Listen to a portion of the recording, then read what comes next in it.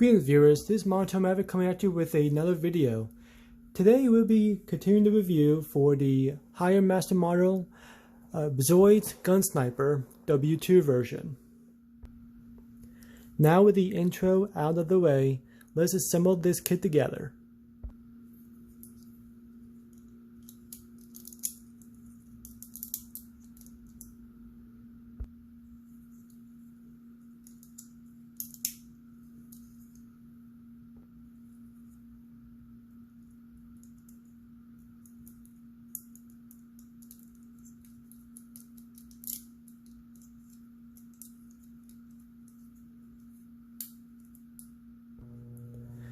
And here we have the higher master model Gun Sniper fully assembled.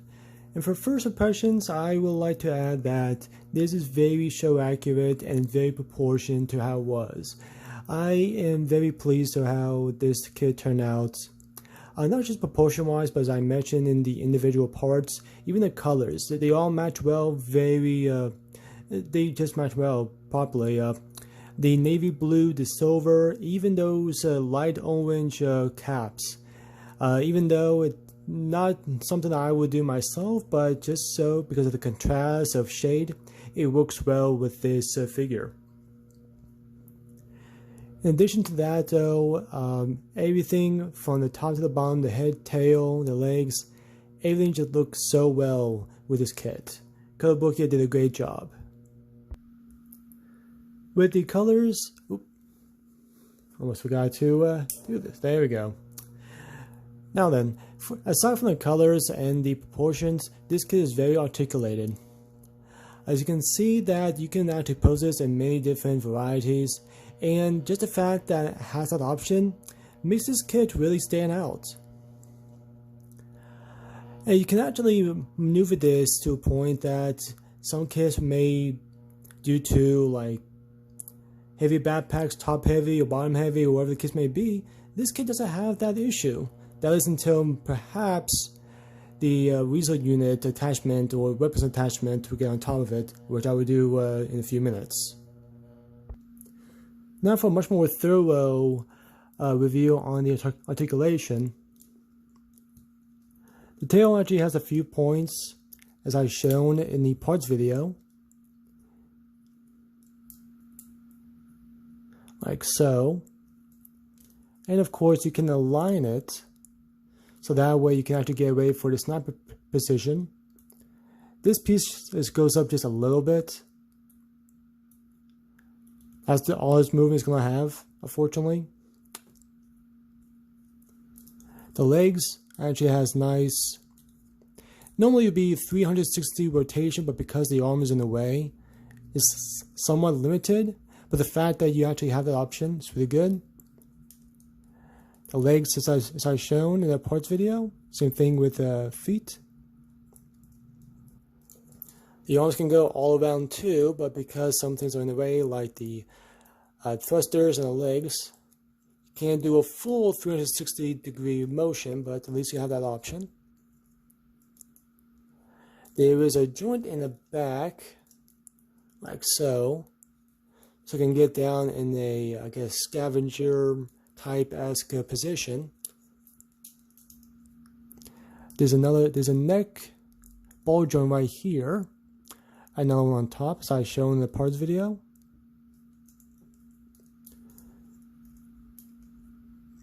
And the other positions of the articulation is in the parts video. So mouth up and down. Arms all around, and of course the missile pods can go up like that, and you can position them just slightly, like so. And that's it for the full articulation. As it was shown in both the New Century and the Chaotic Century Zoid's shows, the way you have the gun sniper position itself for the sniping position, all you need to do is just make sure that the tail is aligned and straight, like so.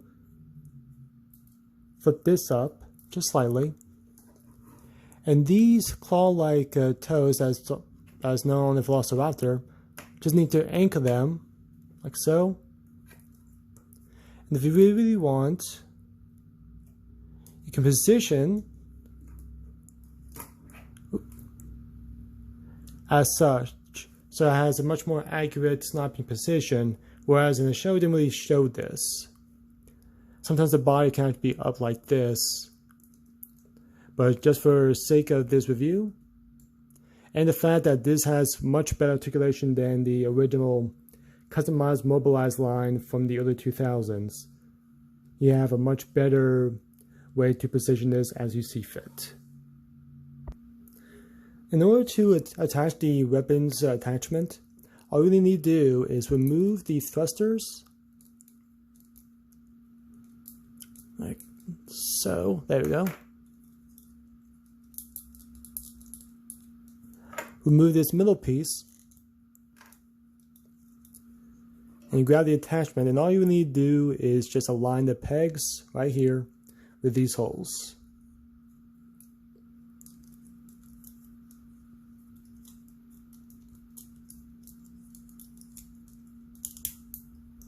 And it should snap in just fine. And you can reattach the thrusters into these holes. So just align the peg like so.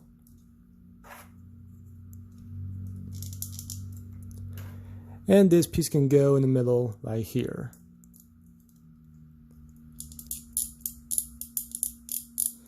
It may not go down the way, but there you have it. And as an addition, you can not remove the arm, but actually remove these guns like so, and attach the other set of guns that comes with the kit, like so. And here we have the gun sniper with the weapons attachment or weasel unit attachment. As stated in the previous video, I was wrong. This is actually not the leaner version of this kit. The leaner version actually comes with two separate Gatling guns that's actually all attached. Right here, there's a little hole for each one of them. And it comes with 4 sets of missile pods, which 2 of them would be on the legs and 2 of them would be on the arms. But with that aside, this actually looks great on this kit.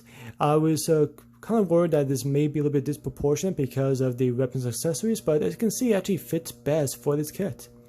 Definitely a nice little version of it, almost like an assault mode, so to speak, for a type of warfare, of course, as I mentioned in the very first video, or at least the second video of this channel, that Zoids in the anime were mostly used as weapon or mechs used for war. That's all it really is, just assault weapons used to get ahead against the enemy.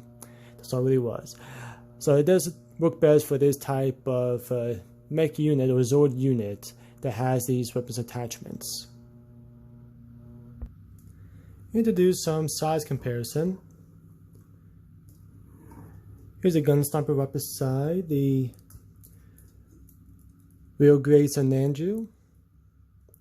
As you can see, this Sananju is definitely a slight taller.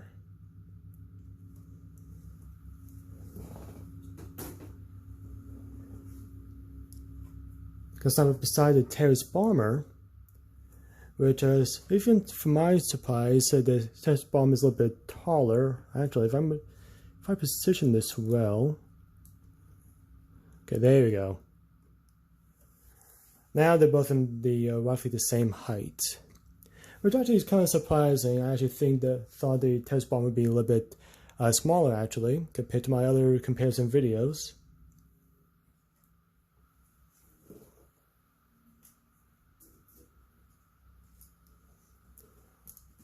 Right beside the Shadow Fox, and even though it's slightly taller than the Shadow Fox, only because the Shadow Fox is a quad pedal Zoid compared to the bipedal gun sniper. In terms of lengthwise, I would say that the Shadow Fox is definitely a lot longer than the gun sniper. And just like so in this sort of comparison, I would say altogether the Shadow Fox is definitely a little bit bigger than the gun sniper personally.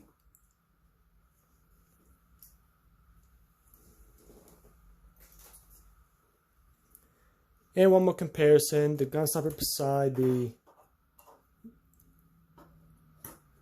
the Shin Musha Gundam, the Master Grade version. So, little hint on this one for an upcoming video. But as you can tell, but then again, if you know this is a Master Grade, this one, the Shin Musha Gundam, definitely towers over the Gun Sniper. Now for my final thoughts. And to start off with, this was a really fun build. I enjoyed how simple it was. It was not a difficult build. I will say that you gotta be careful. There are some small parts, actually. Definitely some parts, I think it was in the Weasel unit or the weapons attachment part. There were some small pieces there, so be very careful. And I think there was a couple of small pieces in the legs and arms. So in case you do get this kit, just watch out for that. Luckily, I've not lost any parts, but that is very common in the model kit hobby world, actually. So watch out for that. But aside from that, another thing that for me is a plus is that there are some good ways to detail this. As I stated in the individual parts videos, I did use some Gundam markers to outline it. I definitely did enjoy that, and I always am looking for that. If there are some really good details in any kit I'm building, I always figure out that, you know what, I should definitely detail this, and it does make the kit stand out.